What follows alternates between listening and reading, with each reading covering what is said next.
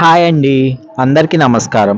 ఈరోజు మన భక్తి యాత్రలో గుంటూరు జిల్లాలోని పవిత్రమైన అమరావతి అమరేశ్వర స్వామి ఆలయానికి వచ్చేసాము.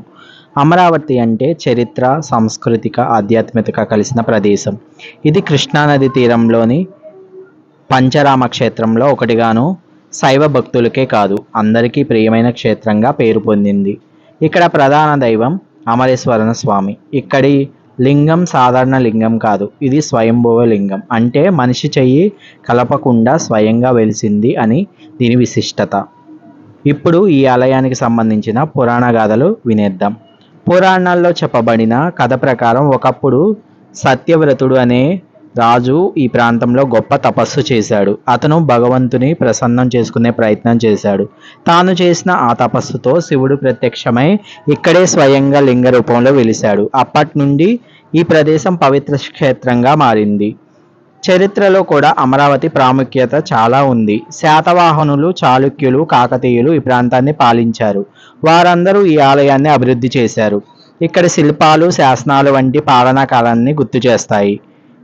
ఇక్కడ విశేషం ఏంటంటే అమరావతి కేవలం శైవ క్షేత్రం మాత్రమే కాదు, ఇది బౌద్ధ మతానికి కూడా కేంద్రం. ఇక్కడి దగ్గర అమరావతి బౌద్ధ స్తూపం కూడా ఉంది.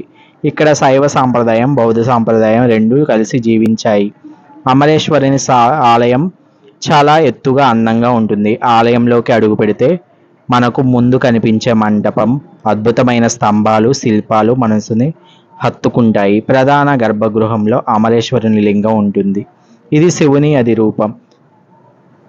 లింగం కృష్ణశిలలో వెలిసి ఎప్పుడు భక్తులను పవిత్రతను ప్రసాదిస్తుంది. ఇక్కడ స్తంభాలపై ఉన్న శిల్పాలు అకాలపు శిల్పకారుల ప్రతిభకు నిదర్శనం. ఇక్కడ ప్రతిరోజు జరిగే పూజలు భక్తుల మనసుకు శాంతినిస్తాయి. ఉదయం అభిషేకం, మధ్యాహ్నం ప్రత్యేకమైన పూజలు, సాయంత్రం హారతులు ఎంతో వైభవంగా జరుగుతాయి.